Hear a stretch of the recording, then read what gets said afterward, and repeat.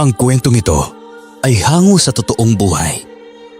Karanasan ito ni Ernesto, taong 1962, Duenas, Iloilo.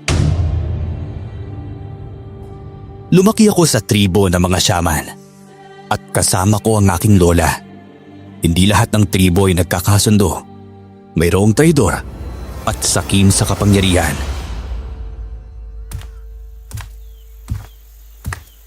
Apo, handa ka na ba sa gagawing ritual doon sa anihan? Kailangan na makarating tayo doon bago sumapit ng alas 7 ng gabi. Magpasalamat tayo sa kalikasan dahil binigyan niya tayo ng masaganang ani.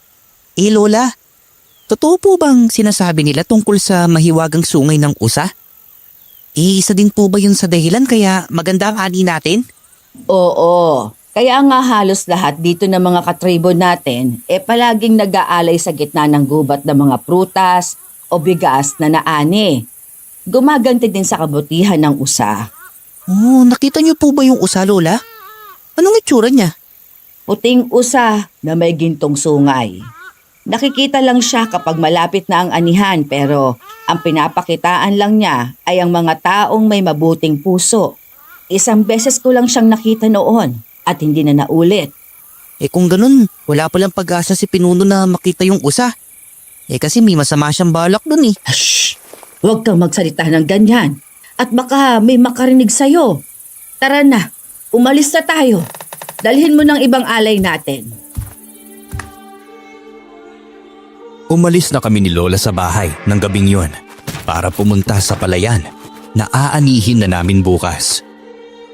Sa edad kong 10 taon na mga panahong yon, nasasanay na rin ako na kapag malapit ng aanihin ng mga palay at prutas, ay gumagawa kami ng ritual. Nakasalubong namin ang mga tauhan ni Pinunong Dalom ng gabing yon at may mga dala silang sandata. Nang makarating naman kami sa gitna ng palayan, doon na kami nagsimulang magritual ni Lola. Si Lola ang nagbabasa ng libro, kaya ako nakaluhod habang nakatingin sa anito na korteng guhit ng usa. Lola, tignan mo yun . May biglang umilaw dun sa dulo . Ano? Saan? Ay Diyos ko kang bata ka. Hindi mo ko dapat kinakausap kapag nagriritual ako kasi hindi yun pwede. Ayan, babalik na naman tayo sa simula. Labo po ba talaga ng paningin niyo, Lola? Tignan niyo po kasi yung tinuturo ko . Asan ba kasi? Ha? Isa yang senyales na magpapakita ang usa. Tara na't puntahan natin ang malaking kahoy na yan dahil sigurado ako nalilitaw ang usa at magpapakita yun sa atin. Baka naman po mapapahamak tayo. Hindi na naanakit ang mahiwagang usa. Ang swerte natin kasi nagpakita siya sa atin. Isa lang ang ibig sabihin nito. Alam niyang mabuti tayong mga tao at busilak ang puso natin. Kung ganun, tara na po. Lumuhod tayo kapag nakaharap na natin ang mahiwagang usa, ha? Opo, Lola. Aktong lumitaw ang puting usa nang makalapit na kami doon sa puno na umiilaw. Puting-puti ito at mahaba ang kanyang mga balahibo. Ang kanyang sungay ay kulay ginto na mahaba. Biglang lumapit sa akin ang usa at ikiniskis nito ang kanyang sungay sa noo ko. Na mga oras na yun, nakaramdam kagad ako ng kakaiba. Parang may gumagapang sa noo ko na hindi ko maipaliwanag. Pagkadilat ko, nawala na yung usa. Lola, anong nangyari? Nakita ko ang ginawa niya sa'yo. Bakit kaya siya lumapit at kiniskis ang kanyang sungay sa noo mo? Hindi ko rin po alam pero parang may kakaiba sa noo ko ngayon. Lola, ito po . Hawakan niyo, parang may bumubukol na dalawang bagay po sa noo ko . Hindi. Apo, bumibiyak ang bukol mo sa noo at parang may lumalabas na sungay. Ipinasa ata sa'yo ng usang kanyang gintong sungay. Ano po? Kung ganun delikado po pala ako. Kasi siguradong gagawin ni Pinuno ang lahat ng paraan para makuha lang tong sungay na to. Umuwi na lang tayo. Huwag na nating tapusin ang ritual. Ito ang tela. Ibalot mo dyan sa ulo mo kasi hindi pa naman mahaba ang sungay na lumalabas dyan. Dali-dali naming nilinisan ni Lola ang palayan ng gabing yun. Pagkadating namin sa bahay, mas lalo pang humaba ang sungay na tumubo sa ulo ko. Tinignan ko yon sa salamin at pareho nga ito sa sungay na nakita ko sa usa. Kinabahan naman ako ng mga oras na yon at halos hindi ako makatulog. Nang sumapit naman ang umaga, biglang nawala ang sungay sa noo ko. Isa lang ang ibig sabihin nun.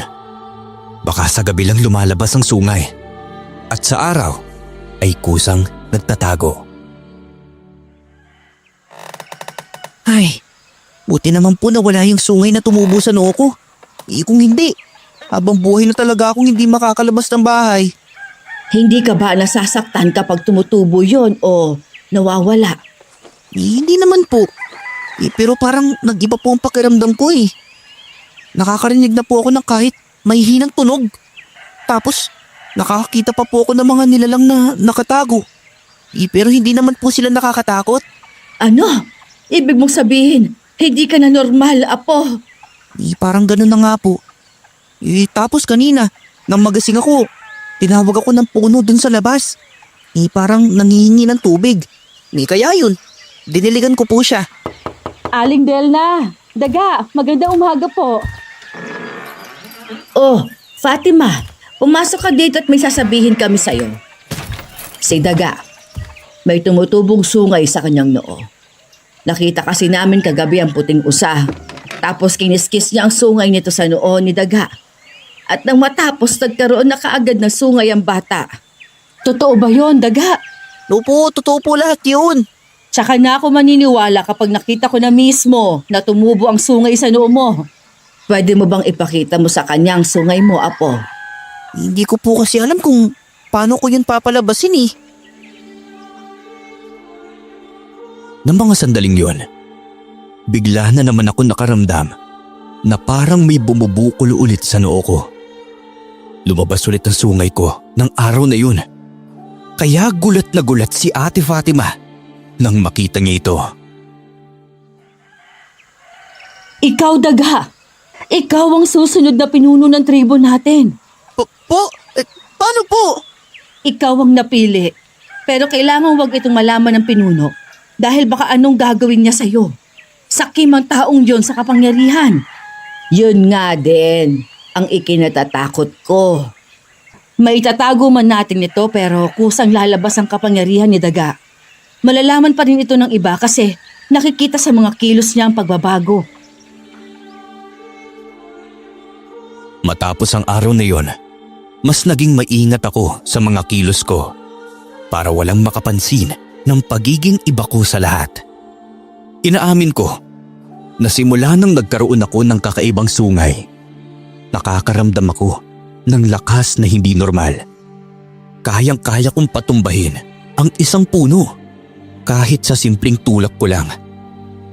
Isang araw, nabalitaan ko na may bihag ang pinuno namin na isang dayuhan sa aming baryo. Alam ko na ang gagawin nila sa taong iyon. Ginto, kapalit ang buhay niya. Kaya naisipan kong iligtas ang taong iyon. Sigurado ka ba sa binabalak mo? Baka mamaya mapahamak ka dahil sa taong yon. Baka po kasi mapatay siya ng pinuno kapag hindi natin siya nailigtas, Lola eh. Ako lang naman po ang gagawa, Lola. Nag-aalala lang naman ako sa'yo. Paano mo malalabanan ng mga tauhan ni Pinunong Dalom? May mga kagamitan sila at patalim. Kaya ko naman pong ilagan ng mga yun. Kaya ayos lang po ako. Ay, akong natatakot para sa'yo eh. Sige na po, Lola. Alis na po ako ha. Alam ko naman po kung saan nila tinatago ang kanilang mga bihag eh. Pinayagan ako ni Lola na umalis ng gabing yon. Pagkadating ko sa kuta ni Pinunong Dalong, inilagan ko ang mga nagbabantay. Doon ako dumaan sa likuran, pero hindi ko inaasahan na may nakabantay rin doon. Lahat sila gustong mapatay ako. Pero nilabanan ko ang mga ito at nagawa ko silang patumbahin. Mabilis akong pumunta sa kinaroroonan ng bihag na lalaki at nakita ko siyang sugatan. Ayos lang po ba kayo? Iligtas mo ako sa kanila. Papatayin nila ako. Merong aswang dito. At kaya nila ako sinugatan para ipainom ang dugo ko sa kanila. Ano po? Oo, bilisan mo na. Pakawalan mo na ako dito, bata. Bago pa dumating ang ibang bantay at mapatay tayo pareho. Opo. Puputulin ko na yung mga tali ninyo. Gamit po tong kutsilyo ko. Huwag po kayong magalala. Makakalis po tayo dito kahit anong mangyari. Salamat talaga, niligtas mo ako. Ayan. Matanggal na ang lahat ng mga tali ninyo. Teka, kaya niyo po ba maglakad? Mukhang marami pong mga pasa kayo sa paa eh. Sinaktan nila ako kanina. Pinalo ng malaking kawayan. Kaya nagkaganito ang paa ko. Pero kaya ko naman tumakbo. Kaya ko. Tara po, bilisan na po natin. Tagumpay kami nakaalis sa kuta ni na Pinunong Dalong ng gabing yun. Dinala ko siya sa bahay at kaagad namang ginamot ni Lola ang kanyang mga sugat. Paulit-ulit niyang sinasabi na may aswang sa kuta ng Pinunong Dalong. Aswang talaga ang inaalagaan ng pinuno niyo. Masama siyang tao. Hindi naman lingid sa amin na masama siya. Pero wala kaming naririnig na kwento tungkol sa aswang na yan. Narinig ko ang usapan nila. Ayon sa kanila, gusto niya raw na sakupin ng buong tribo para gawing aswang ang mga tao. Naku, hindi yun mangyayari no. Gagawin ko ang lahat para mapigilan ng pinuno. At kung sakali man na totoong sinasabi mo tungkol sa mga aswang na yan, naku, hayaan mo. At makakaharap ko din po siya. Sa tingin mo ba, kaya mong labanan ng aswang? Hindi ko po alam. Pero susubukan ko po. Alang-alang sa mga inosenteng tao na nakatira dito sa amin.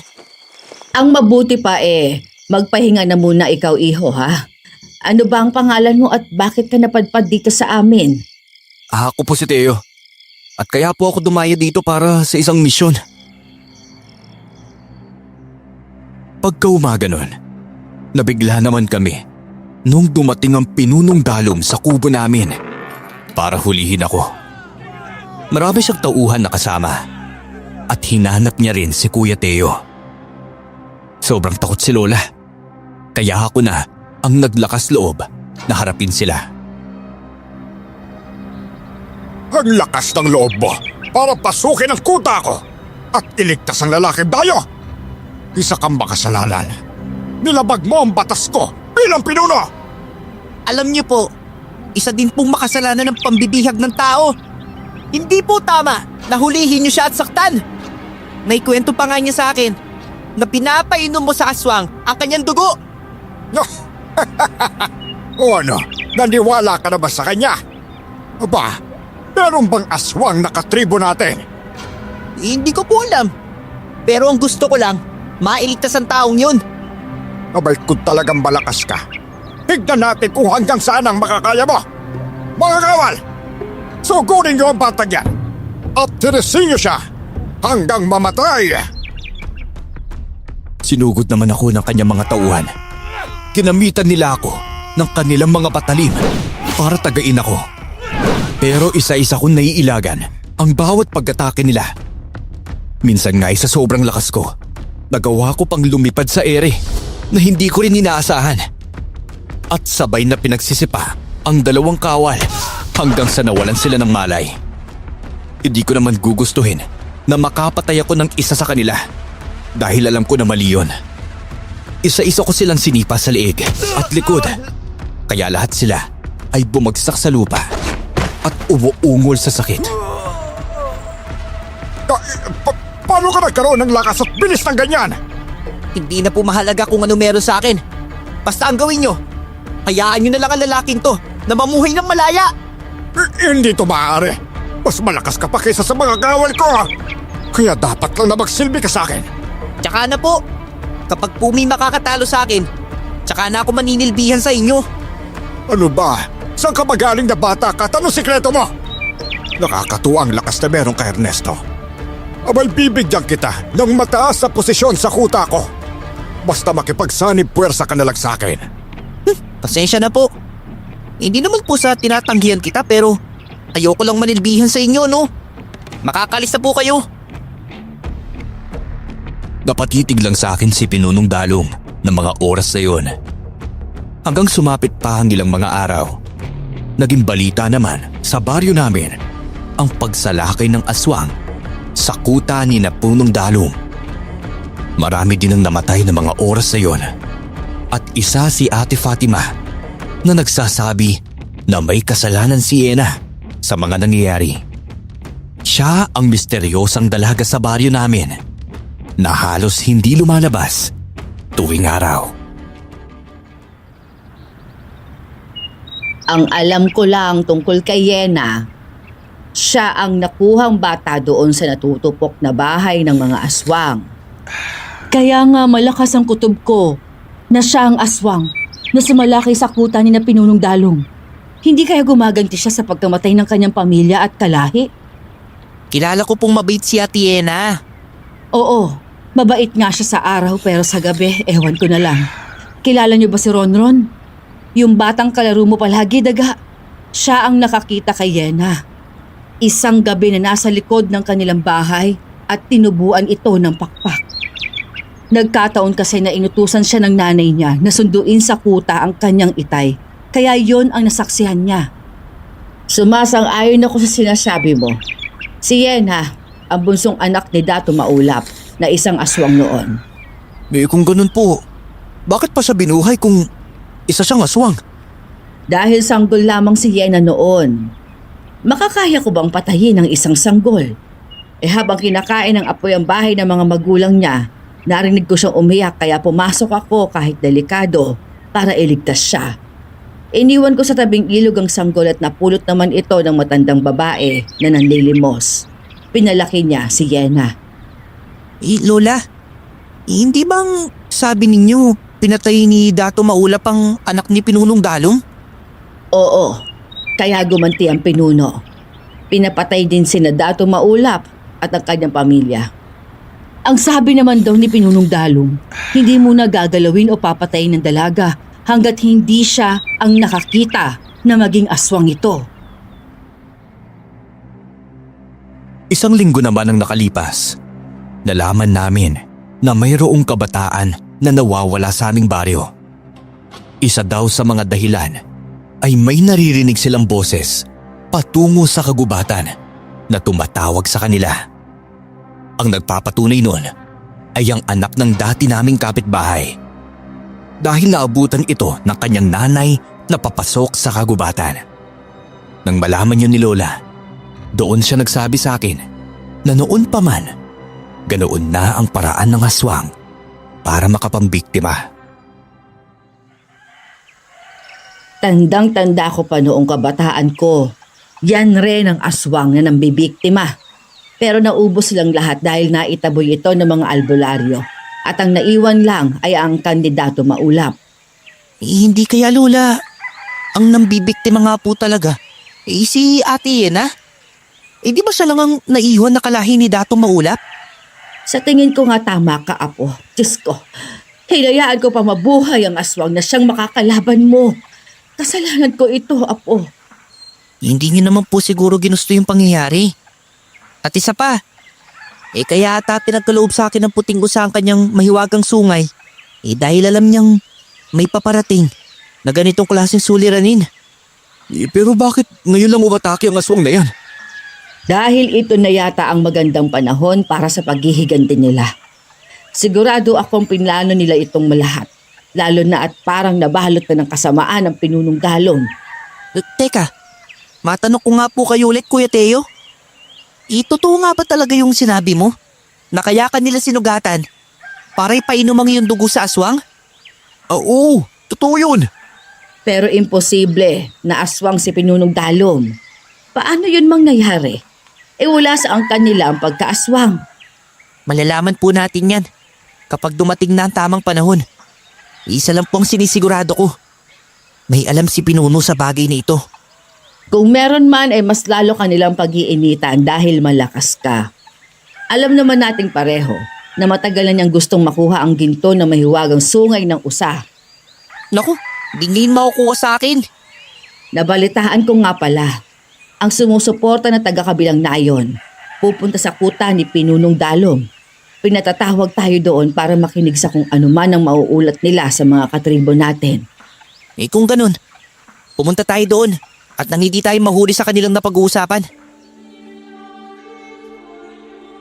Nang araw na yun, dumulog kami sa kuta ng aming katribo. Nandoon na nga si Kuya Butchok at may inaalay na pagkain sa aming pinuno. Si Kuya Butchok ang sumusuporta sa pangangailangan ng tribo dahil matalik siyang kaibigan ni Pinunong Dalong. Naparito ako nang malaman ko na may nangyayaring kababalaghan dito sa lugar na ito. Para wala nang mapahamak. Maniwala na lang kayo sa kakayahan ni Pinunong Dalong. Abay hindi siya gagawa ng desisyon para sa ikakapahamak ninyong lahat. Hindi namin gusto ang pamamaraan ng pagiging pinuno niya. Masyado siyang sakim. Abay hindi totoo yan, Fatima. Ang gusto ko lang ay kaligtasan ng lahat. Kailangan nating magkaisa para sa kaligtasan natin. O bakit? Kung kayo lang ba, kaya ninyo bang labanan ng aswang? Bumalik sila para mapatay tayo. Kung wala kang kinalaman sa mga aswang, paanong nasabi ng lalaking bihag niyo dati na kaya mo siya sinugatan ay para ipainom sa aswang ang kanyang dugo? Hindi yun totoo. Matagal na ako naging pinuno, kaya hindi ako gagawa ng hakbang para masira ang ilang taon ng pagkakaupo ko sa trono ko. Matagal na naming alaman tungkol sa mga aswang. At ang dahilan ng pagsugat ko sa lalaking yon ay para malaman kung isa siyang aswang o hindi. Lalaki? Sino namang lalaki yan? Isang dayo. May dayo na nakarating dito?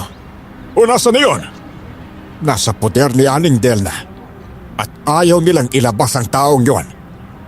Hindi namin kayang labanan ng bata dahil malakas at mabilis siyang kumilos. Sino bata? Si Ernesto? Oo, Butchok. Napatingin naman sa akin si Kuya Butchok at yumuko na lang ako. Nire-respeto ng mga katribo ko si Kuya Butchok kaya hindi ako maaaring makipaglaban sa kanya.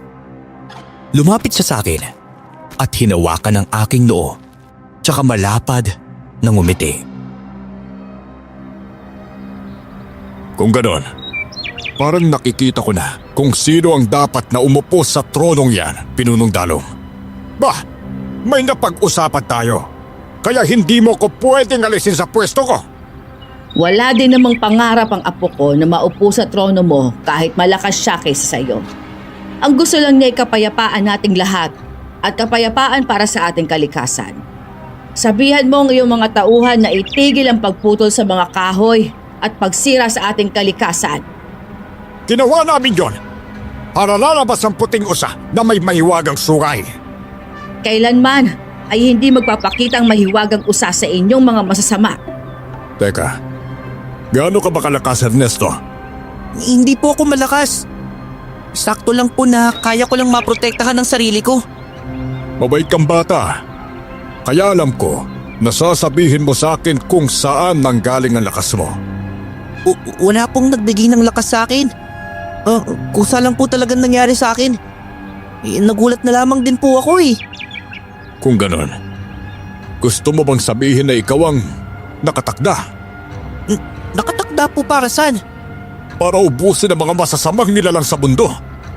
Yung mga aswang, kayang-kaya mong labanan. Kaya naman, sa'yo ko na iaasa ang kaligtasan ng tribo. Hindi hahayaan ni Pinunong Dalong na mayroon kang aatrasang iba. Gulo ang kahihinatnan nito, Butchok. Maintindihan niya kung bakit ko ito gagawin. Hindi ba, Pinuno? Sige ho. Kung sa tingin ninyo siya ang nararapat, abay sige lang. Nakita ko ang pag-iba ng mukha ni Pinunong Dalong na para bang galit ito pero hindi makapagreklamo. Sumapit pa ang gabi. Nabigla ako nang may malakas na kumalabog sa bubong namin. Mabilis akong bumangon, kasabay ng mabilis ding pagtubo ng sungay ko sa ulo. Ramdam ko din na nagliwanag ang aking paningin, na para bang halos kahit maliit na langgam, makikita ko kahit sa kadiliman ng gabi. Lumabas ako ng bahay at isang napakapangit na nilalang ang aking nakita. Nilalang na parang sigbi ng itsura. Mahaba ang kanyang kuko. May pakpak na kasing lapad ng kumot at walang buhok. Malalaki ang kanyang mga mata at namumula. Apo, aswang yan! Mag-iingat ka! Ako na po ang bahala sa kanya. Teka, tutulungan na kita matugis sa mga aswang na yan. Huwag na po, Kuya Teo. Mapapahamak lang po kayo eh. Ernesto, may alam din ako sa pakikipaglaban. At gusto ko din na mapatay ang mga aswang dito sa baryo ninyo. Matagal ko ng pinlano na magpunta dito. Pero ngayon lang natuloy kaya hindi ko nasasayangan ng pagkakataong ito. Sige po. Kung ganun, sabay natin silang atakihin. Ito, may asin akong dala. Hindi pwedeng titignan ko lang kayo habang nakikipaglaban. Tutulong din ako para mapatay ang aswang na yan. Umanda na kayo. Tasalakay na po siya sa atin. Magbabayad ka sa mga kasalanan na nagawa mong aswang ka! Sabay-sabay kaming tatlo na sumalakay sa aswang. Mabilis din siya at malakas kagaya ko. Sinabuyan siya ni Lola ng asin. Kaya mabilis niyang tiniklop ang kanyang pakpak para takpan ang kanyang muka. Inatake naman siya ni Kuya Teo gamit ang isang kawayan. Kaya natamaan sa gilid ang aswang. Gumanti naman ito at buong lakas na hinampas niya ng kanyang pakpak si Teo. Sabay kalmot nito sa dibdib ng lalaki. Makulat ang katawan niya. Hindi siya ganong napuruan ng kawayan ko. Sobrang lakas niya at wala akong kakayahan na magpalutang-lutang sa ere. Basta ako na po lalaban sa kanya. Hintayin niyo na lang po ang pagbagsak niya sa lupa. Tsaka kaya hatake. Sige. Alam ko nakakayanin mo siya, Ernesto. Papatayin kitang aswang ka! Nagkamali ka ng bahay na nilusob!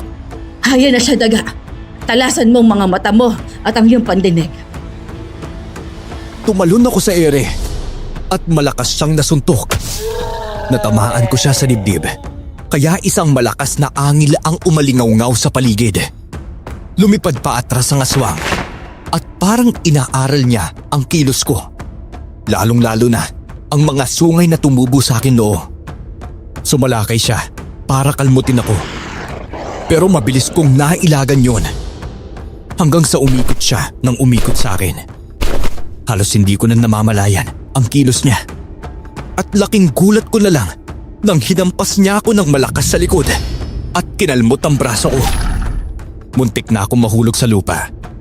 Pero sinundan niya pa yun ng malakas na suntok sa aking muka. At nanggigil na nilansi ang katawan ko ng kanyang pakpak. Daga! Lumaban ka! Hindi ka pwedeng mapatay ng aswang na yan! Aling Delna, akin na po ang asin! Kailangan makawala si Ernesto sa mga pakpak niya dahil maaari siyang mamatay kapag tumagal siya doon. Wala siyang malalanghap na hangin. Oo, meron pa. Ito, sige na, tulungan mo ang apo ko. Pakawala mo si Ernesto! Ayan, natatamaan mo na ang likod ng aswang. Subukan mong tumalo sa ere at nang mabaon mo sa likuran niya ang buho ng kawayang dala mo. Sige po, susubukan ko po. Hindi ka mananalo sa akin! Nang isigaw ko ang katagang yun, buong lakas akong nagwala sa kanyang pakpak at nagawa ko siyang patalsikan kaya bumagsak ito sa lupa.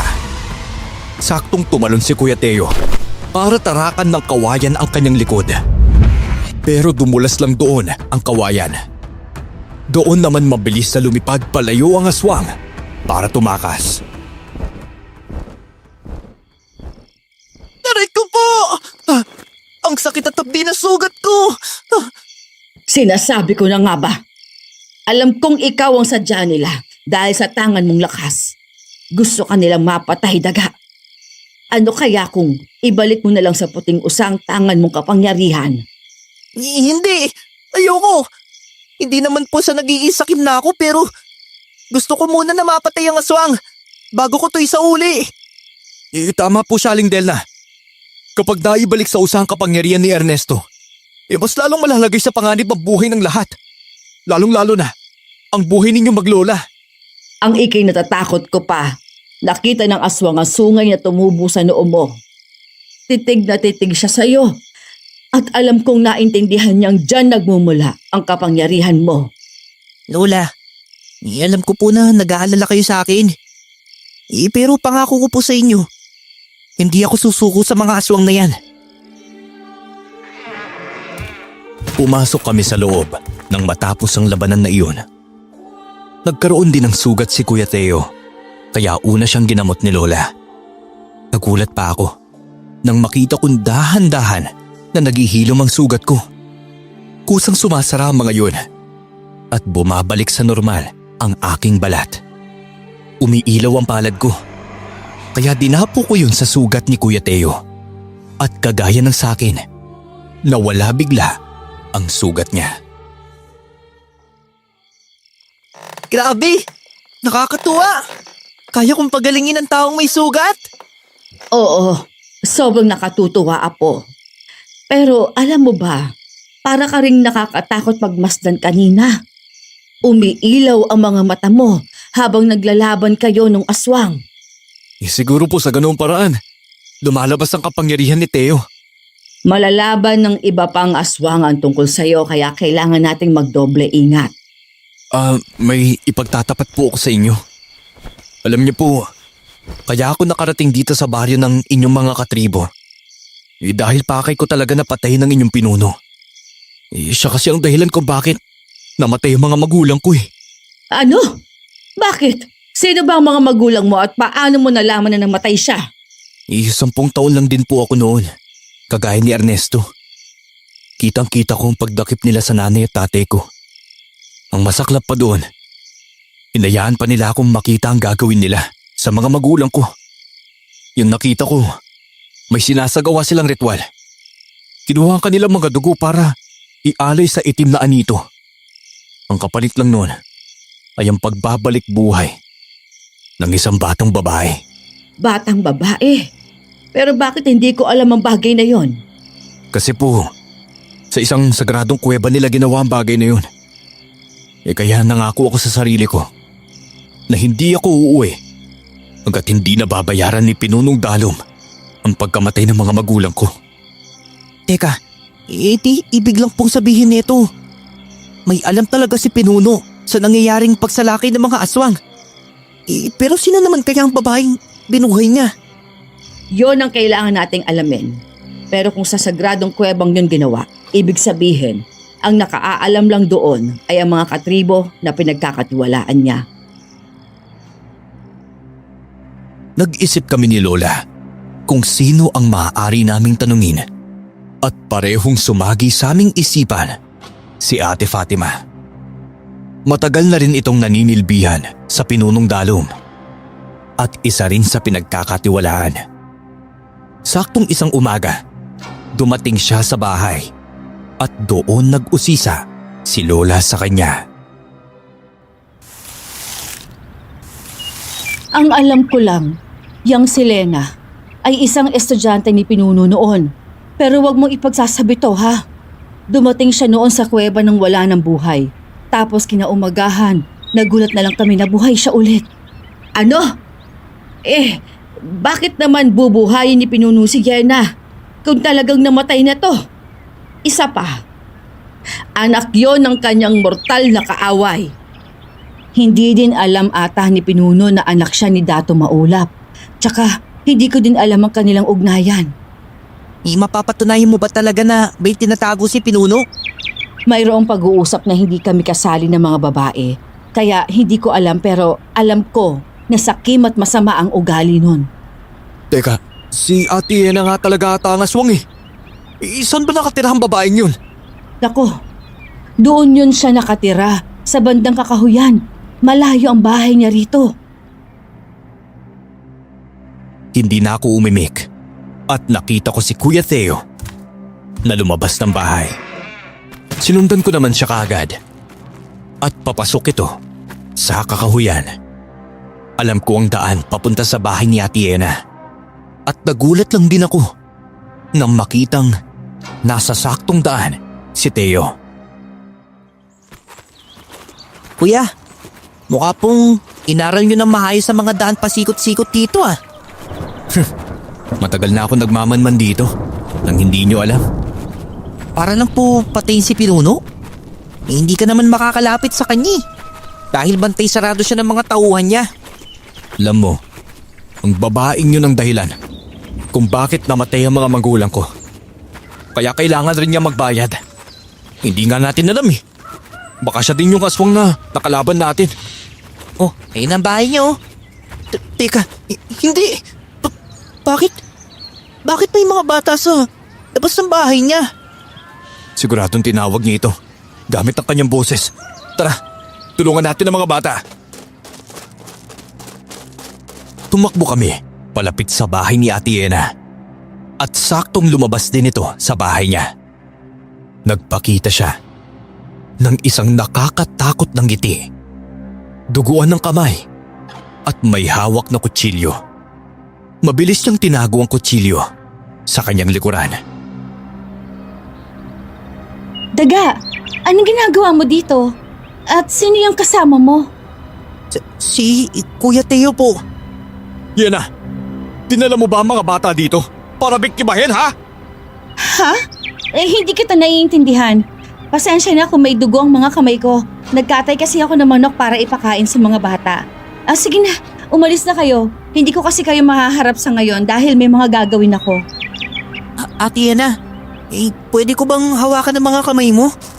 Ayoko! Umalis na nga kayo! Dalhin mong lalaking kasama mo, Daga. Lumakas na ang boses ni Ate Ena. Kaya doon ko na hinila si Kuya Teo. Ayaw ko lang na madamay ang mga batang nasa harap niya. Sigurado din naman ako na wala siyang gagawin sa mga yun dahil nakita at nakilala namin ang mga bata. Pagkasapit naman ng gabi, biglang may tumusok na pana sa dingding namin. Mabilis na tumubo ang mga sungay ko, lalo na kapag nasa panganib kami. Lumabas ako at humarap sa mga taong gustong pumatay sa amin. Tama nga ang hinala ko. Walang iba kundi si Pinuno at ang kanyang mga tauhan. Kaya pala malakas ka. Dahil totoo nga, natangan mo ang mahiwagang sungay ng usa. Ang sungay lang ang gusto kong makuha. Kaya ibigay mo sa akin yan! Hindi mo yan makukuha sa doon na dahil pusang tumutubo yan at nawawala rin. Makukuha ko yan kapag nadakip ko si Ernesto. At doon ko puputulin ang sungay niya!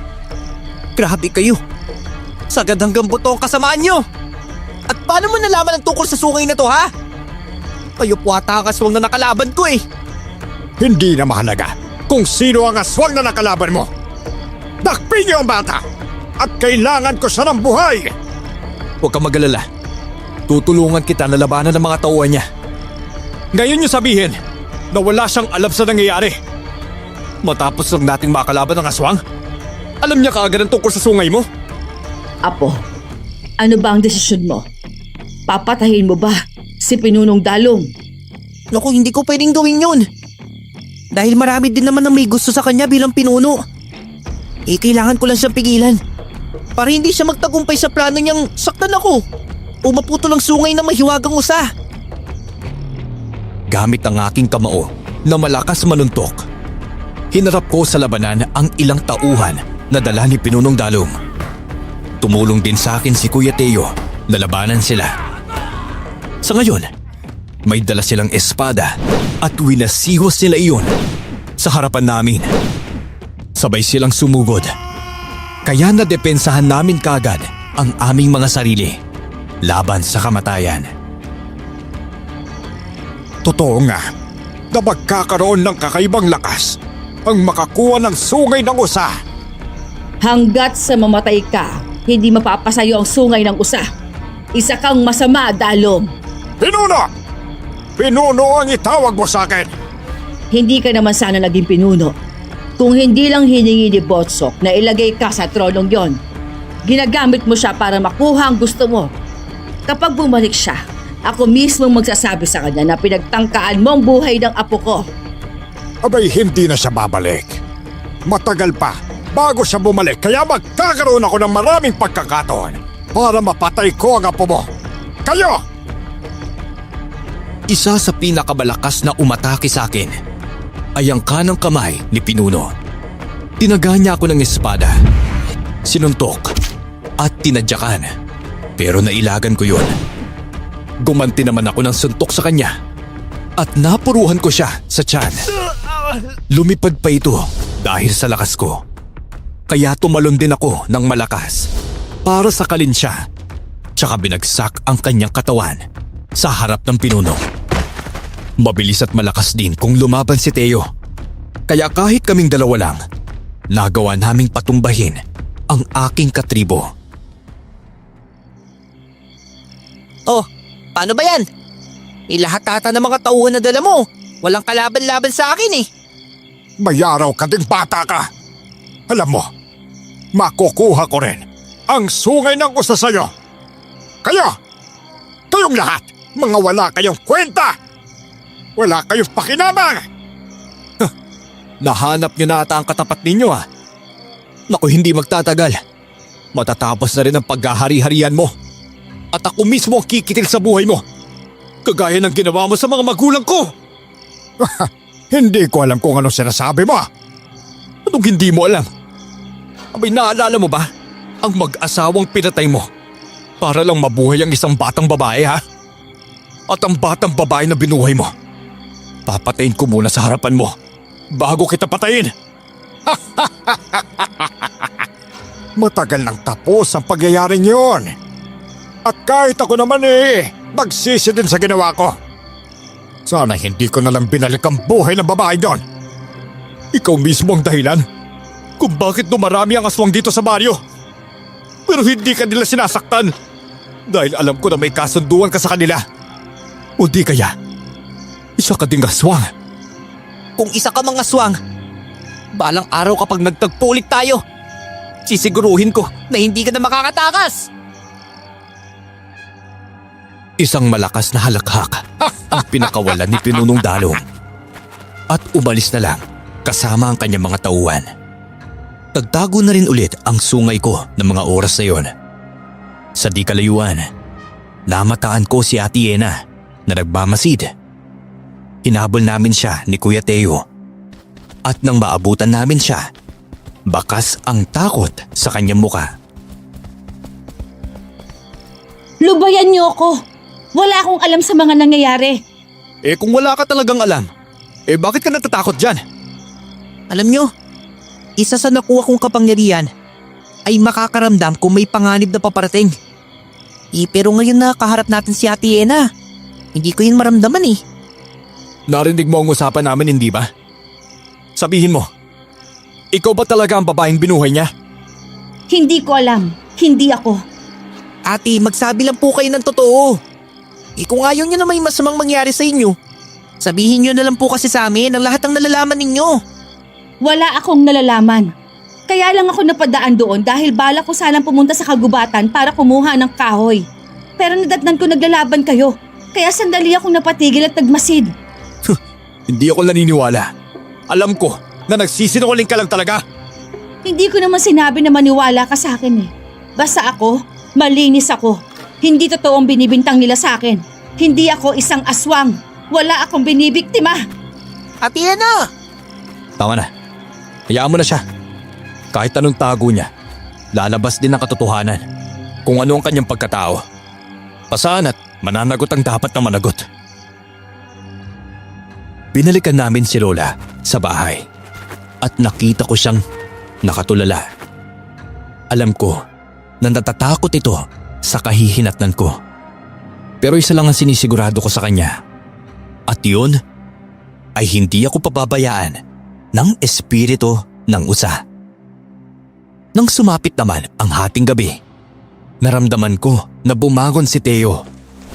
Mula sa kanyang pagkakahiga, lumabas siya ng bahay at narinig ko ang boses mula sa hangin na tinatawag ang pangalan ni Teo. Malambing at malamig pakinggan ng boses. Sadyang nakakaakit sa tenga. Daga, pigilan mo si Teo. Wala siya sa kanyang sarili at baka mapatay siya ng aswang. Tara, susundan natin siya. Pagdala po kayo ng asin at bawang. Dahil sigurado ako na naghihintay sa kanya ang aswang sa kagubatan. Sige, kukuha lang ako. Heto na ang asin at bawang. Tara na, habang hindi pa nawawala si Teo sa paningin natin. Tara po, dalihan niyo po. Alam ko na malakas din ang pakiramdam at pang-amoy ng aswang. Kaya sigurado ako na makikita rin niya tayo. Ang sungay mo'y tumutubo na naman. Ibig lang sabihin, nasa kapahamakan tayo. Opo, isa din itong senyales. Kapag mapapasabak talaga ako sa laban. Basta wag po kayong matakot, Lola. Kayang-kaya natin to. May tiwala naman ako sa'yo. Apo, tumigil na sa Teo. Andun siya sa harap ng malaking puno. Hindi. Ayun ang aswang.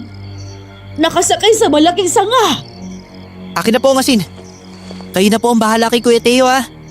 Susugurin ko lang ang halimon na yan. Kinuha ko ang asin kay Lola at mabilis na inakyat ang puno para sugurin ang aswang. Mahaba ang buhok nito, naabot sa kanyang talampakan. Nakatakip din ang harapan niyang buhok sa kanyang muka. Mabalbon ang kanyang katawan at may mga tinik.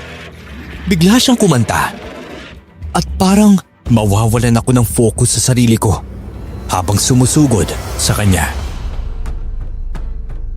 Takpan mo ang tainga mo! Kailangan na huwag kang magpapaakit sa boses ng aswang na dalayday. Ang ganda ng boses mo. Pero ang pangit ng mukha mo. Hindi mo ko maiipotismo. Sige na, patayin mo na siya! Tama nga na sobrang lakas mo. Ginamit ko ng huling alas ka sa'yo. At yun ay akitin ka sa kanta ko. Pero hindi pa rin umuubra. Ba hindi talaga. Dahil alam ko na yun ang kapangyarihan mo. Sa wakas, nakita ko na rin ng nilalang na may iba pang akit na boses para makapambiktima ng mga batang kagaya ko. Ang binata lang ang gusto kong makuha. Hindi mo siya kaano-ano. Kaya hayaan mong mapatay ko siya. Hindi natin kailangan maglaban. Pwede tayong maging magakampi. Kahit tilan, hindi ako magiging kakampi ng masamang nilalang na kagaya mo. Mas gusto mo talagang mamatay. Sige, pagbibigyan kita, bata. Sinabuyan ko siya ng asin at bawang, kaya natamaan ko ito. Dahil hindi siya makapaghanda, ginamit niya ang kanyang buhok para kumapit sa mga sanga ng kahoy habang lumilipad na sumasalakay sa akin. Palitan kami ng suntok at tadyak. Hinuli niya ang kamay at pako gamit ang kanyang buhok, kaya hindi ako nakakilos. Lumapit siya, tsaka pinagkakalmot niya ako sa dibdib at braso. Pakawalan mo ako! Hindi mo to inaasahan, di ba? Ngayon, akin na ang sungay mo. Taray ko! Masakit! Pakawalan mo ang suhay ko! Apo, lumaban ka! Gamitin mo ang lakas mo para makawala ka sa buhok ng aswang na yan! Aling ganda! Nasa kayo? Kailangan dagaan ang tulong mo! Hayun siya! Kuya Teo! Kailangan ko makawala dito! Ang higpit ng pagkakahuli sa akin ng buhok niyo! Hindi ko siya kaya! Dahil nakagapos ang kamay at mga pako! O, sandali lang! Nandiyan na ako! Tumalon si Kuya Teo para sabuyan ng asin at bawang ang aswang. Nang humapdi naman ang katawan nito na nawisikan ng asin, doon na unti-unting lumuwag ang pagkagapos sa akin ng kanyang buhok. Kinuha ko yun na isang pagkakataon para ko mawala sa kanya. Nang tuluyan na akong makawala, doon ko siya sinuntok sa mukha at dibdib. Nahulog sa lupa ang aswang, kaya isang malakas na angin ang sanhi niyon. Itong nababagay sa'yo! Babalikan kitang binata ka. Kahit pa ulit-ulit ka pang bumalik, hindi ka namin susukuan! Tama na! Hayaan niyo na siya makatakas. Dahil sigurado naman po ako na babalik siya. Magkaroon din siya ng sugat Kaya manghihina din ang nilalang ngayon. Grabe. Isa siyang babaeng aswang. Kahit kakaiba ang boses niya, mauunilingan mo pa rin ang pagiging babae niya. Oo, at sigurado ako na siya, si Yena. Sumapit ang ilang mga araw. Mas lalo kong inaral ang paggamit ng aking kapangyarihan. Inaamin ko na naninibago ako sa aking kakayahan at paminsan-minsan ay hindi ko yun makokontrol. Habang nag-iensayo ako, bigla namang dumating si Ate Fatima sa bahay. May dala siyang balita tungkol kay Ate Yena. Kagabi ng biktima na naman si Yena. Nakita siya ng kapitbahay naming matanda na pumasok sa kakahuyan at may kasamang bata. Teka, kung ganun, bakit hindi nila tinulugan yung bata? Natatakot rin sila. Kumalat na ang balita na siya nga talaga ang pumapatay sa baryo na ito. Kaya sigurado akong may gagawing hakbang si Pinuno para matapos ang kasamaan ng babaeng yon. Dapat lang naman po talaga. Natuldukan po natin ang kasamaan niya. Sobrang na kaya siya. Naiintindihan ko si Yena kung bakit niya ito ginagawa. Naging biktima rin sila ng pamilya niya dahil sa mga patakaran ni Pinunong Dalum. Pero ang mali lang ay mga inosente ang dinadamay niya. Mali po lang pumatay ng tao. Kahit na sabihin na lang po natin na gumaganti siya sa nangyari sa kanyang mga pamilya at angkan, hindi pa rin tama na pumatay tayo. Oo nga, tama ka dyan Ernesto. Kailangan natin gumawa ng plano ngayon para matapos na ang babaeng yan. Mamayang gabi, bilog ang buwan. Kaya sigurado ako na lalabas siya para pumatay. Oo, siguradong sigurado. Huwag ninyong tantanan si Yena hanggat hindi siya namamatay para mabawasan ang takot ng ating mga katribo, daga. Teka lang, ano bang ginagawa natin dito? Sinundan ka namin dahil bigla kang nawala sa iyong sarili. Ayon pa kay daga, baka inakit ka ng boses ng aswang. Hindi boses ng aswang ang narinig ko, kundi boses ng nanay ko na tumatawag sa akin. Grabe, sa susunod po. Gawin niyo ang lahat para labanan ng boses na yun ha. Kasi po baka mapatay kayo ng aswang Nang sumapit ang gabi, pumunta kami sa bahay ni Ate Yena para manmanan siya sa kanyang mga kilos. Nakita namin siyang pauwi at may hila-hilang bata na parang wala sa sarili. Nung una, wala muna kaming ginawa para malaman namin kung saan siya dinadala ng batang kinukuha niya. Pumasok siya sa gitna ng kagubatan. Isang kagubatan na kinatatakutan ng lahat. Dahil noon pa man, sabi ng mga nakakatanda, ang makakapasok sa kagubatan na yun ay hindi na makakalabas. Sundan natin siya sa loob. Teka, sigurado ka ba? Paano kung hindi na tayo makalabas dyan? Meron po akong kapangyarihan kaya ayos lang po yan. Magagawa kong iligtas ang sarili natin at ang bata. Ernesto naman normal na tao lang ako. Kaya parang nakakatakot sumugal Sumama ka na kasi. Bago pa mawala sa paningin natin si Ate Yena. Sige na nga. Ayun magsisimula nang kumakanta si Yena. Alam ko na yan. Ginagawa niya yun para makawala sa tamang pag-iisip ang bata. Teka, nakita mo ba yung kubo? Bakit may kubo dito? Sa tingin ko po, dito niya dinadala ang mga bata. At dito din niya pinapatay. Nang akmang papasok si Ate Yena at ang bata doon sa loob ng kubo, doon na ako kumilos. Mabilis akong sumalakay at sinipa siya, kaya tumalsik naman ito. Doon umiyak ng malakas ang bata sa sobrang takot. Nawalan ng malay si Ate Yena, kaya itinali namin siya at hinintay ng magising. Wala na siyang maalala sa mga nangyayari. Hinawakan ko ulit ang kanyang pulso at masasabi ko na dalisay ang dugo na gumagapang sa katawan ng babae. Malinis siya at walang bahid ng kasamaan sa katawan. Teka, bakit po ganun? Bakit wala man lang akong naramdaman na may kakaiba kay Ate Yena? Hindi ko rin alam. Pero kailangan pag magising siya, aaminin niya rin sa atin ang totoo. Aray ko! Ang sakit ng tiyan ko! Ayun, mabuti naman nagising ka ng aswang ka. Aswang? Hindi ako aswang! Kung hindi po kayo aswang, bakit mo binibigpit ang batang to papunta dito sa kubo ha? Kubo? Saang kubo? Sandali nga! Pakawalan niyo nga ako! O Ate Yena, dinala mo ang bata dito sa kubo habang kumakanta ka. Naisip namin na isa kang aswang. Inaalala mo ba yung huling nangyari bago ka pumunta dito? Ang naaalala ko lang, nagkita kami ni Ate Fatima. Gabi-gabi nagkikita kami para painumin niya ako ng gamot para sa sakit ko sa puso. Ano? Maaaring ang gamot ka mo na pinapainom ni Ate Fatima sa iyo hindi tunay na gamot.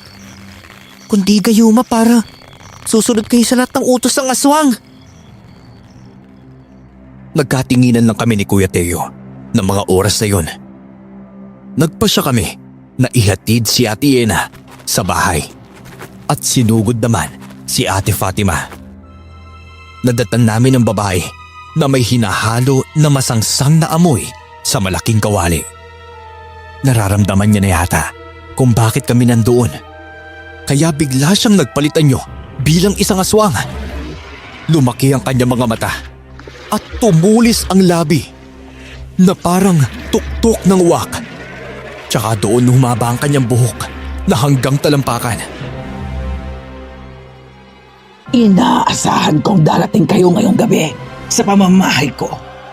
Binabantayan ko ang mga kilos ni Yena, kaya alam ko ang lahat. Grabe ka! Paano mo ito nagawa, Ate Fatima? Pinagkatiwalaan ka pa namin Wala akong ibang hangad kundi maipagkiganti ang mga kalahi ko. Ako ang batang babaeng napulot ng lola mo at isang malaking pagkakamali na binuhay niya pa ako. Pero ano naman ang kinalaman ng mga kabataan sa pagiganti mo ha? Dahil sa mga sariwang laman loob ng mga bata, maaaring bumalik ang mga buhay ng mga kaanak ko.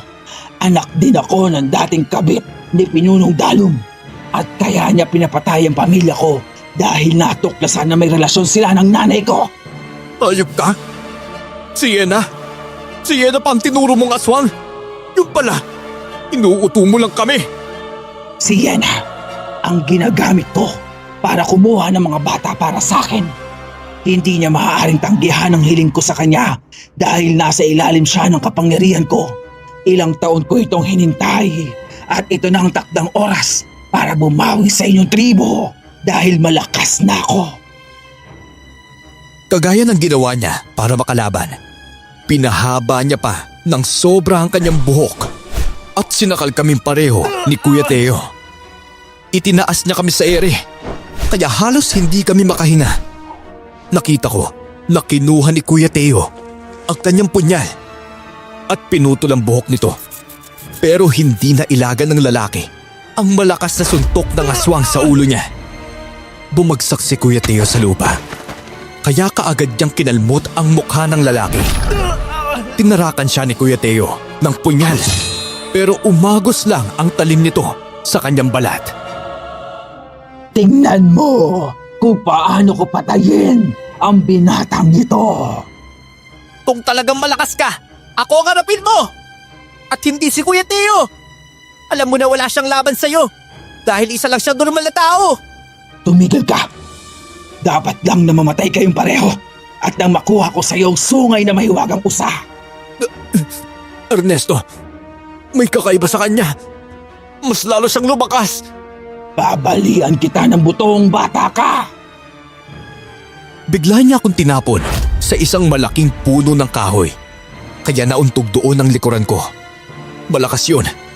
Kaya dinig na dinig ko ang tunog ng aking buto sa likod. Sobrang sakit na halos hirap akong makabangon. Nilansi niya ng kanyang buhok ang isang sungay ko at biglang hinila. Napasigaw ako ng malakas nang matanggal ang isa kong sungay dahil sa sakit. Ngayon, mas lalong madadagdagan ang lakas ko dahil sa isang sungay na ito. Patas na tayo, daga! Walang iya talaga kayo! Sobrang sakit ng noo ko! Marami na ring dugong maagos sa noo mo dahil sa pagkawala ng isa mong sungay. Wala nang pag-asa na makakalaban ka pa sa akin. Kakayanin pa rin kitang labanan kahit anong mangyari! Ernesto, umatras na lang tayo, pakiusap! Ngayon na nasa kanya na ang isa mong sungay. Siguradong lagot tayong dalawa. Hindi ako atras! Lalabanan pa rin kita hanggang kamatayan! Masakit at mahapdi ang sugat ko. Pero hindi yun dahilan para sumuko ako sa aswang na dalayday. Bigla nitong tinuka ang isa kong mata. Kaya napaatras na naman ako nang wala akong gaanong makita. Malakas na humalakhak ang aswang at ramdam ko na sumusugod siya sa akin. Pinikit ko na lang ang aking mata at ginamit ang malakas kong pakiramdam para patumbahin siya. Buong lakas ko siyang sinuntok sa lalamunan at hinawakan ang kanyang pakpak para baliin yon. Napaangil ang aswang kaya ginamit na naman niya ang kanyang buhok para lansihin ako. Nang mga oras na yon, narinig ko ang hangin ng papalapit niyang buhok. Kaya sinalo ko yon at buong lakas siyang hinila. Tsaka hinampas sa malaking puno ang kanyang katawan. Ito na ang katapasan mo! Patayin mo na siya! Dahil nakakaramdam ako na may mangyayari masama kay Lola. Sa puso mo po siya tangiin para hindi na siya mabubuhay. Malakas ang kutob ko na ikaw ang binuhay na aswang ng pinuno. At hindi si Yena! Alam ko na may plano kayo ng pinuno mo. Kaya ipapadala ko ang ulo mo sa kanya. Wag! Wag mo akong papatayin. Tutulungan kita na may pagiganti ang mga magulang mo. Pareho lang nating kaaway ang pinuno. Hindi. Hindi ako naniniwala sa'yo. Alam ko na magkakampi kayong dalawa. At ikaw ang babaeng binuhay niya. Bilisan mo na, Kuya Teo! Tanakan mo na ng kutsilyo yung dibdib niya! Ah! Mauna ka na sa impyernong hayop ka! Ah! Ah! Ah! Ah! Paulit-ulit siyang sinaksak ni Kuya Teo sa puso hanggang sa malagutan nito ng hininga. Nakita kong pinulot ni Kuya ang isa kong sungay at ibinalik yun sa akin noo. Nawala ang mga sugat ko at gumaling bigla ang aking mata. Naging maayos na ulit ako kaya sinunod kong hawakan ang mga sugat ni Kuya. Maraming salamat po. At kahit hindi tayo magkakilala talaga, hindi mo kinuha ang maiwagang sungay. Siyempre, ikaw na lang ang inaasahan ng mga inosente mong katribo. Kaya hindi ka pwedeng mawalan ng lakas. Teka, bago tayo umalis, sunugin muna natin ang katawan ng aswang para maging abo siya. Sige, pero si Lola, nakakaramdam talaga ako na may panganib sa kanya Maniwala ka sa akin. Hindi nila sasaktan ng lola mo dahil ikaw ang pakay nila. Ang malakas na kalaban natin ngayon ay si Pinunong Dalom. Siya lang ang aswang na mas makapangyarihan. At maaaring si Fatima ang tauhan niya. Kung ganun, sige po. Uunahin na lang po muna natin na sunugin ang katawan ni Ate Fatima. Iyang sabi kasi ni Lola, mari pang mabuhay ang katawan ng aswang kapag maaalayan ito ng tao. At yun nga nangyari kay Fatima noon. May nabuhay siya dahil inalayan siya ng katawan ng mga magulang ko. Teka, may lighter akong dala dito. Sandali lang ha. Kukuha lang ako ng gagawin natin panggatong. At ang maitapon natin sa apoy ang katawan ng aswang. Nagawa nga naming patayin ng aswang na dalayday. Pero marami naman kaming pinagdaanan. Kaagad naming sinunog ang katawan niya. Itinapon rin namin ang mga gayumang ginawa nito bago kami lumisan sa bahay niya. Hanggang sa umuwi kami sa bahay, nadatnan namin si Ate Yena, sugatan at duguan. Nangihina na rin siya, kaya alam namin na hindi siya sinadyang patayin ng aswang, kundi para magbigay pa ng impormasyon sa amin. Yan, gamutin mo na si Yena. Dalian mo. Opo. Ate Yana, huwag ka magkalala. Hindi ka po mamamatay. Patawarin niyo ako kung hindi ko maprotektahan si Aling Delna. Wala din akong alam sa pakikipaglaban. Ayos lang po. Naintindihan po kita. Yan na. Napatay na namin si Ate Fatima. Siya nga talaga ang aswang at gumagamit sa iyo para magtagumpay sa masama niyang balak. Yan na po. Unti-unti nang humihilom ang mga sugat mo. Ilang segundo na lang yan. Magiging maayos na ang pakiramdam ninyo. Nawalan naman ng malay si Yena. Kaya hinintay namin na magising siya noong umaga. Doon niya sinabi sa amin na walang ibang kumuha kay Lola Delda, kundi si Pinunong Dalum. Nagdulot yun sa akin ng galit at gustong gusto ko na silang sugurin. Pero pinigilan naman ako ni Kuya Teo. Ernesto, huwag kang padalos-dalos. Marami ang nandoon sa kuta at hindi lahat masama. Posibleng makakadamay ka ng ibang tao. Paano po? Kapag saktan nila ang lola ko. Alam ko na mahirap para sa iyo nangyayaring ito. Kaya ikaw ang pinili ng mahiwagang usa na magmamana sa kanyang sungay. Dahil alam niyang matapang ka. Alam niyang kalmado ka. At higit sa lahat, alam niyang ikaw ang karapat-dapat. May tamang panahon para iligtas ang lola mo. Ang sabi sa akin ni Pinunong Dalum, kapag raw sumapit ang 1 linggo na hindi mo nadadala sa kanilang sungay mo, papatayin nila si Aling Delna. 1 linggo. Magagamit pa natin ang 1 linggo para malinlang ang kalaban. Paano naman po natin yung gagawin, Kuya Teo? Alam mo, dati na ako nagtatrabaho sa paggawa ng mga rebulto gamit ng kahoy. Kaya alam ko din kung paano iguhit sa kahoy ang sungay mo. Sa tingin mo po ba, malinin lang natin sila? Gagawa natin ng paraan. May kapangyarihan ka naman, hindi ba? Gamitin mo ang iyong kapangyarihan na makagawa ng huwad na sungay na ginto. Kagaya ng sungay ng usa. Nang sa ganun, mapaniwala natin sila. Dahil doon, nagkasundo kami na gawin namin ang plano. Pinakita ni Ernesto ang kanyang sungay sa akin, kaya ginaya ko iyon para maiguhit sa sanga ng kahoy. Nagawa ko nga yun na maayos. Kagaya ng napag-usapan namin, ginamitan ni Ernesto ng kanyang kapangyarihan para maigaya sa sungay niya ang kahoy na sungay na ginawa ko. Masaya kami nang magtagumpay siya. Ayun! Pwede nagawa natin. Sigurado maniniwala na sila na ito nga mahiwagang sungay ng usa. Kailangan tayo ang lulusob sa kanila. Ganito, bago pa sumapit ang 1 linggo, kailangan madala natin ito sa kuta nila. Gagawa muna tayo ng plano para maisahan natin sila sa pakikipaglaban. Itong buo na kawayan na palagi kong daladala ang kontra ito sa aswang. Wala kang alam sa labanan, Yena. Kaya huwag ka munang sasama. Kailangan kong sumama para masaksihan kong pagpatay ninyo sa aswang. Ate, mapapahamak lang po kayo doon. Isipin niyo na lang po ang kaligtasan ninyo. Sasama ako. Magdadala ako ng asin at bawang. Pangontra din naman yun sa aswang at manghihina din sila dahil doon. Yena, alam ko na gusto mo makatulong. Pero marami ang kalaban doon . Abay hindi lang aswang, kundi ang iba pang tribo na naniniwala kina Pinunong Dalum. Hindi ako marunong makipaglaban. Pero maging ako, gumagamit ako ng pahana.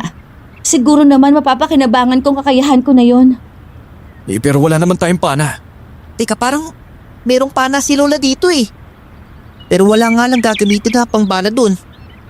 O siya, sige. Gagawa tayo ng patalim para gamitin mo sa pagpana. Salamat, Teo. Gumawa kami ng aming kagamitan na panlaban sa mga alagad ni Pinunong Dalum. Mga 2 araw bago namin natapos yun. Meron pa kaming 2 araw na natitira bago sumugod sa kuta.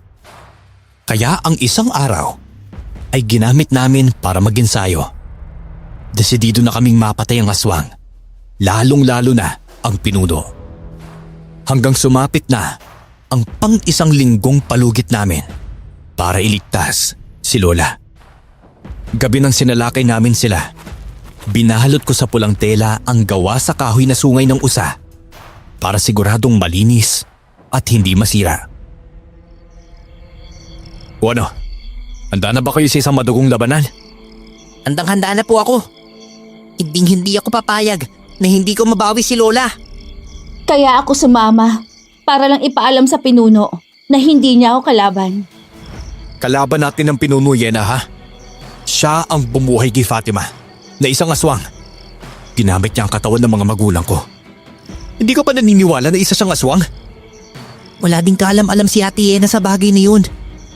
Isa lang talagang dapat managot sa lahat. At yun ay ang pinuno ng sakim. Naglakbay na kami papunta sa kuta. At sa di kalayuan, nakita na namin ang mga nakabantay na mga utusan ni Pinunong Dalong. Hinarang pa nila kami. Pero nung pinakita ko sa kanila ang mahiwagang sungay ng usa, doon nila kami hinayaan na makapasok sa kuta. Nakita ko si Lola, nakahiga sa maliit na papag. Nakatali rin ang mga paa at kamay nito. Pakawalan yung Lola ko at ibibigay ko sa inyo. Ang gusto po ninyo, Pinunong Dalong. Apo, wag! Matanda na ako kaya hindi mo ko kailangang iligtas. Gawin mo ang iyong misyon at yun ay iligtas ang iba nating katribo. Tumigil ka dyan, Yela! Nang dahil sa'yo, kaya nagkaganito tayo. Abay kung hinayaan mo lang sana na magdesisyon ang tama ang apo mo, hindi ito mangyayari. Hayop ka! Alam ko naman po na ang mahiwagang sungay lang ang gusto ninyo. Ibibigay ko yun sa inyo. Pero pakawalan mo muna ang Lola ko. Ito na ang katibayan na pinutol ko ang sungay ng usa sa noo ko para ipalit sa buhay ng Lola ko. Ang mahiwagang sungay! Ang mahiwagang sungay! Sa wakas, mapapasakin ka na!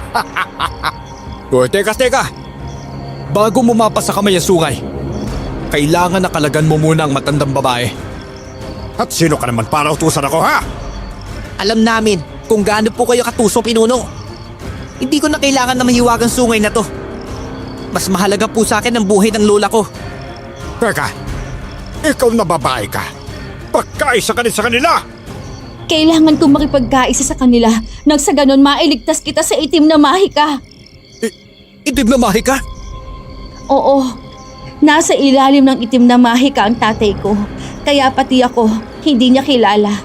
Si Pinunong Dalong at ang tatay ko ay iisa. Nang malaman namin yun, saktong lumabas naman si Botchok. At ngayon ay may kakaibang itsura. Siya pala ang isang aswang na nakalaban namin ni Kuya Teo. Ito din ang dahilan kung bakit nagkakaroon ng masamang desisyon si Pinunong Dalong. Nakita kong hinawakan niya ang ulo ni Pinuno at biglang umilaw ang mga mata ni Pinunong Dalong. Bigla siyang umatake sa akin para makuha ang mahiwagang sungay. Hindi na ako lumaban at binigay ko na lang yun sa kanya. Matagal ko nang hinintay ang pagkakataon na ito na mahawakan ko ang mahiwagang sungay ng usa. Sa wagas, nasa kamay ko na rin ang matagal ko ng pangarap. Baka walang mong Lola ko dahil nakuha mo na ang gusto mo. Kahit naman pakawalan ko siya, mamamatay pa rin naman kayong lahat. Dahil sasakupin ko ang baryong ito. Lahat na mga hindi susunod sa akin ay may kalalagyan. Ibalik mo sa tamang pag-iisip ang tatay ko at nang maalala niya ako. Wala ka talagang utang na loob na babae ka! Magpasalamat ka at binuhay kita! Kahit nilayo kita sa ama mo, isa ka sa magiging sagabal kung magkasama kayong dalawa. Kung ganon, tunay nga na hindi aswang si Pinunong Dalong. Kundi ikaw itong nagmamanipula sa utak niya. Oo! At gagawin ko na siyang aswang ngayon para siya mismo ang papatay sa inyo. Pati ikaw na anak niya. Papatay ka rin niya! Ama, matagal na panahon ka nagpaalila sa kanya kaya kahit ngayon lang, labanan mo naman ang ritual na ginagawa niya sa'yo. Hindi siya makikinig sa inyo. Dahil ang laman ng utak niya ay mga utos ko. Dalom, patayin mo na silang lahat! Kinuha ni Pinunong Dalong ang kanyang espada at una nitong inatake si Yena. Nasugatan naman niya ang babae sa braso at napatumba niya ito. Tinulungan ni Kuya Teo si Ate Yena. Kaya sila naman ang naglaban. Ang ibang kasamahan ni Pinunong Dalong ay naghahanda na umatake sa akin. Kayo na ang bahala sa mga tao dyan at gagawa lang ako ng ritual. Sige! Kapag lumaban kayo sa akin, mamamatay kayo lahat! Wala pa akong intensyon na saktan kayo. Ang gusto ko lang, iligtas ang baryong ito! Ernesto, siguro makakaya mong gumatin si Pinunong Dalong kapag nahawakan mo siya. Parang nagsasayang lang tayo ng lakas sa pakikipaglaban sa kanya. Kayo hindi natin siya pwedeng saktan. Sige kuya, kung ganun po, kayo na ang bahalang umarap sa mga alalay niya. At ako ang kakalaban kay Pinunong Dalong. Apo, hayaan mo na ako dito. Isipin mo na lang ang paglalaban ninyo ng aswang. Sige po, mas mabuti nga po kung mananatili na muna kayo sa pagkatali, Lola. Para hindi na kayo masaktan. Sige na, lumipat ka na dito! Nagpalit kami ni Kuya Teo ng pwesto. Pulang-pula ang mga mata ni Pinunong Dalong at galit na galit. Napangisi siya sa akin, tsaka sinalakay ako ng kanyang espada. Inilagan ko ang bawat pagsalakay niya sa akin. Sinuntok ko ito sa tiyan, pero parang hindi niya lang naramdaman ang sakit. Daga, hawakan mo ang ulo niya tapos pagain mo. Gamitin mo ang iyong kapangyarihan para maibalik ang ama ko sa tunay niyang pagkatao. Ako ang mananatiling pinuno ng tribo nito. Kailanman ay walang makakapalit sa akin! Hindi mahalaga sa amin ang trono. Anak mo si Ate Yena. Isipin niyo naman po ang mga panahon na lumaki siyang hindi ka kasama. Wala akong anak!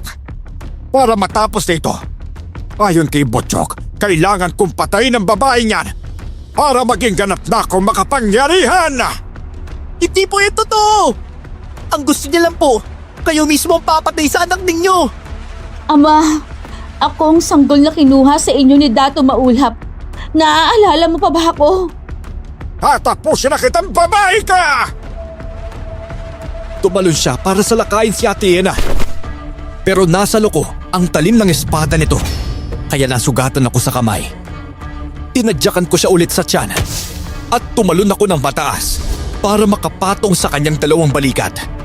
At nang makapatong na ako, doon ko na hinawakan ang ulo niya. Napasigaw siya sa sakit at nagwawala, pero hindi ko siya binitawan. Patawarin niyo po ako, Pinuno, pero kailangan ko itong gawin. Masakit! Ernesto! Umalis ka riyan! Ang masasamang alaala sa pagkatao mo bilang tagasunod ng aswang ay mawawala. Sa paggising mo, magsisibala ka ulit na magandang buhay. Maaalala mo ang magagandang nangyari sa buhay ninyo noon. Lalo-lalo na ang anak mo. Unti-unti na siyang bumibigay, Daga. Sige pa, huwag mo lang siyang pakakawalan. Mga walang iya kayo! Huwag na sungay ang binigay niyo sa akin! Magbabayad kayo sa pagtatraitor ninyo! Umaasa po ba talaga kayo na ibibigay ko ang tunay na mahiwagang sungay? Kagaya niyo po, isa din kaming tuso. Natumba si Pinunong Dalong, kaya doon ko na pinalabas ang mga mahiwagang sungay ko. Nagpalit anyo bilang aswang si Kuya Botchok.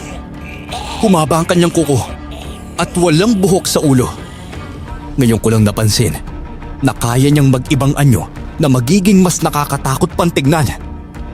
Naging maliit ang kanyang muka. Humaba ang mga ngipin at lumalim ang kanyang mga mata.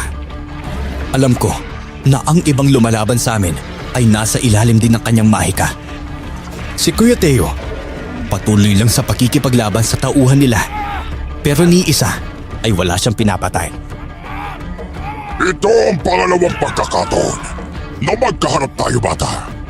Magsisi ka na niloko mo ko! Alam niyo po, mataas ang respeto ko sa inyo dahil marami kayong naitulong sa tribo namin. Yun pala, ginagamit mo lang ang inyong kapangyarihan para makapatay ka ng tao. Oo, at si Fatima, ang kamag-anak ko. Siya ang binuhay noon ni Pinunong Dalong gamit ang katawan ng mga magulang ni Teo. Ngayon, kailangan ko ng tuldukan ng mga masasamang impluensya mo sa mga katribo ko. Lumipad siya para sumugod sa akin. Kaya lang, nagpahabol ako.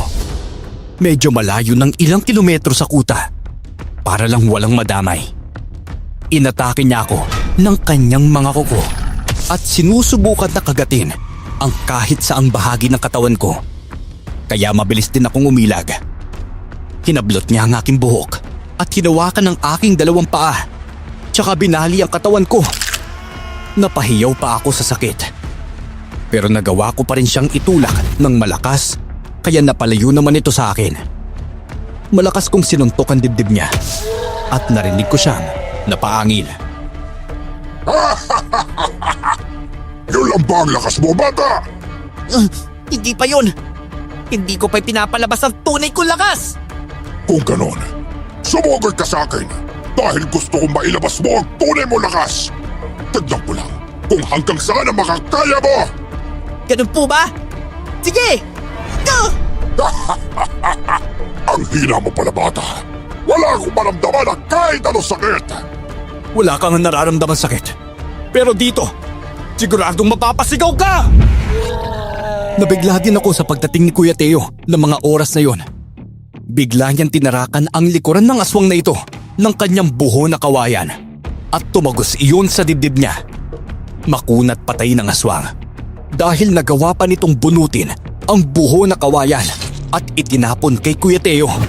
Mabuti na lang at nakailag ang lalaki. Kung hindi, siguradong ibabaod iyon sa kanyang tiyan. Hindi ako mapapatay ng kanyang mga gamit ko lang. Ang makakapatay lang sa akin ay ang mga punyal na mayroong ritual. O mula pa sa sinaunang kagamitan ng mga ninuno ng mga antingero. E di kung ganon, alam ko na ngayon kung anong makakapatay sa'yo. Uy, Ernesto! Anong ginagawa mo? Ang sungay ko lang ang makakapatay sa kanya. Kaya kailangan kong tiisin ang sakit para lang mawala na ang aswang na yan. Ernesto, wag! Manghihina ka kapag tinanggal mo ang sungay mo! Huwag po kayo mag-alala. Hindi naman po akong papatay sa kanya kundi kayo. Alam ko na kaya mo siyang patayin gamit ang sungay ko. Malaki ang tiwala ko sa iyo, kakayahan. Walang yaka. Nasisiraan ka na ba talaga ng ulo, bata? Kahit masakit, kailangan kong tiisin para sa katahimikan ng baryo namin. Nang pumikit ako, ay buong lakas na tinanggal ang mahiwagang sungay sa ulo ko. Dumanak ang dugo mula sa sugat na tinanggalan ko ng sungay. Dali-dali kong inabot kay Kuya Teo ang mahiwagang sungay ng usa. Bilisan niyo na lang po at baka maubusan ako ng dugo. Ikakamatay ko pa po to. Sige, salamat sa pagtitiwala sa akin ha. Pinapatay mo ang sarili mo para lang mailigtas sa mga tao sa baryo. Isa kang hangal! Wala na kaming panahon para makipag-usap pa sa'yo. Kailangan na mapatay na kita kagad! Patagan mong lobo, Kuya Teo. Mapapatay mo siya gamit ang sungay. Itarak mo yan sa dibdib niya. Hinawakan ko na lang ang sugat ko na walang tigil sa pagdurugo. Nakita ko kung paano naging matapang na sumugod si Kuya Teo sa aswang na iritong at ilang beses itong sinubukan na itarak sa dibdib ng aswang ang sungay. Pero hindi siya nagtatagumpay. Hanggang sa biglang umilaw ang paligid. Ilaw na senyales na magpapakita ang puting usa. Natigil ang pagdurugo ng ulo ko pagkalitaw niya. Kuya Teo, tumating na ang totoong nagmamayari na mahiwagang sungay. Nagpakita ka rin, Usaka! Ikaw ang dahilan kung bakit marami ang namamatay na mga kabataan. Kung binigyan mo na lang sa akin ang sungay mo at hindi sa batang yan, matagal na akong umalis sa bayong ito! Alam ng puting usa na isa kang sakim sa kapangyarihan. Kaya hinding-hindi niya ito ipagkakalob sa'yo. Tignan mo, unti-unting nagiging tawang usa. Teka, di hindi lang siya isang usa lang, kundi isa siyang diwata at bantay ng kalikasan. At isa din siyang aswang. Naging diwata lang siya dahil pinili siya para maging bantay sa kalikasan. Isa ko siyang kaaway simula noon pa man. Kaya ngayon, handa na ako labanan siya hanggang sa kamatayan. Pinalibutan ng puting kapangyarihan ang aswang na iritong. Kaya halos hindi ito nakakilos. Pinaikot-ikot siya ng diwata hanggang sa bigla na lang naglaho ang katawan ng aswang. Naging abo ito at lumipad sa hangin hanggang sa naglaho na lang na parang bula. Bumalik ang aking isang sungay at hinaplos ng diwata ang aking ulo. Tsaka bigla itong nawala. Grabe! Nagtagumpay tayo mapatay ang aswang! Oo, at isa na rin ang nakatulong sa atin ng puting usa. Tara na po! Bumalik na tayo sa kuta para malaman na natin kung ano nangyayari doon. Masaya ako dahil nagawa akong bigyan ng hustisya ang pagkamatay ng mga magulang ko.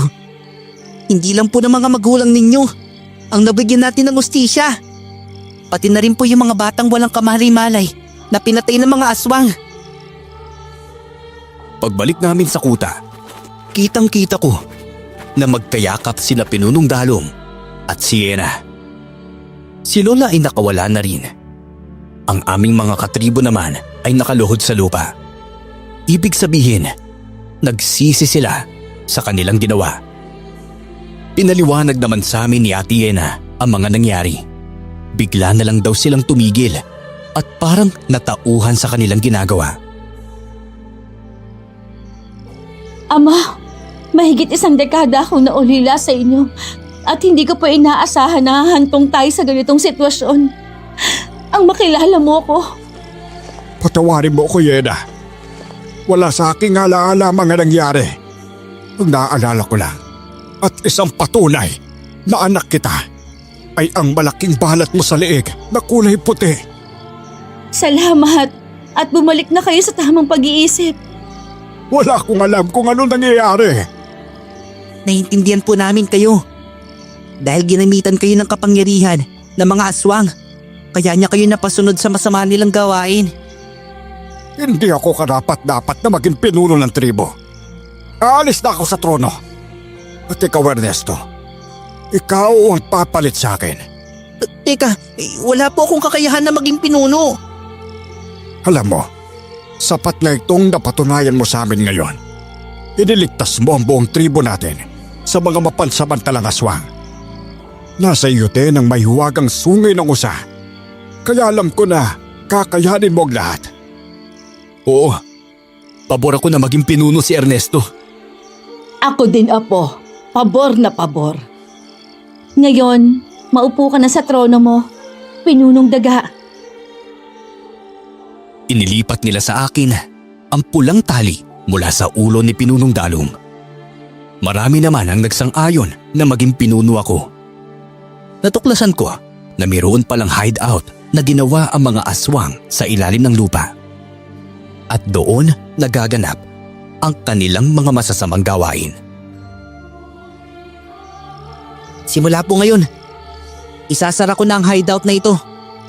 Ikaw na ang pinuno. Kaya kahit anong magiging desisyon mo, yon ang susundin namin. Sobrang masaya ako para sa'yo, Apo.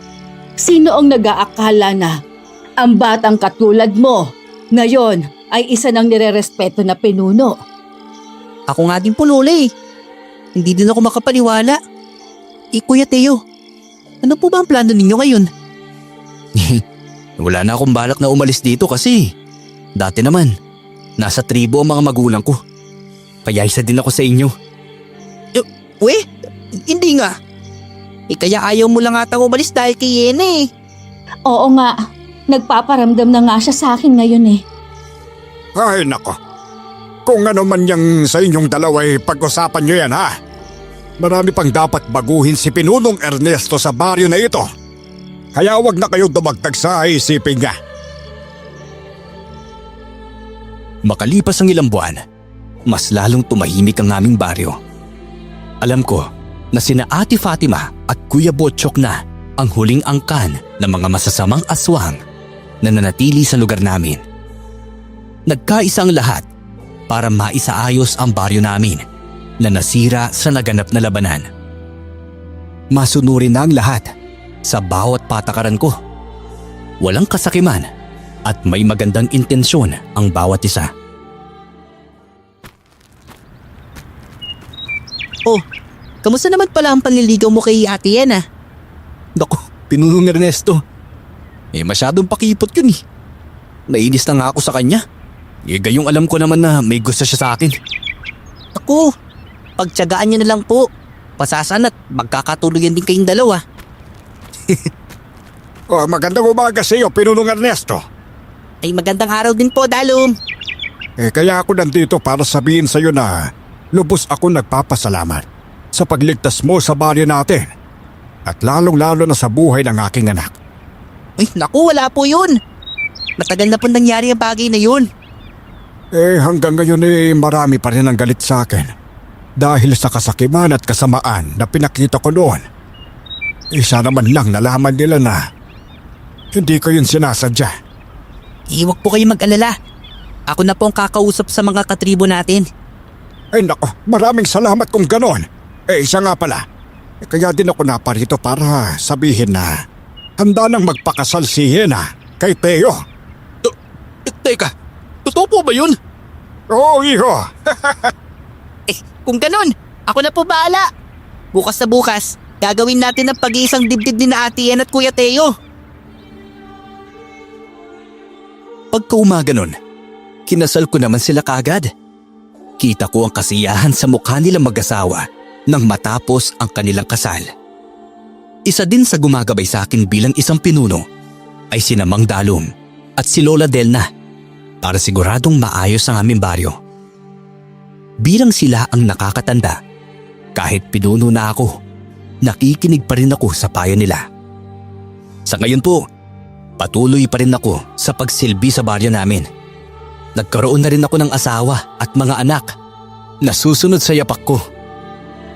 Patuloy pa rin na nagpapakita ang mahiwagang usa sa akin. At yun ay para purihin ako sa kabutihan na mga nagagawa ko. Hanggang dito na lang po ang aking kwento. Maraming salamat po at more power sa inyong channel.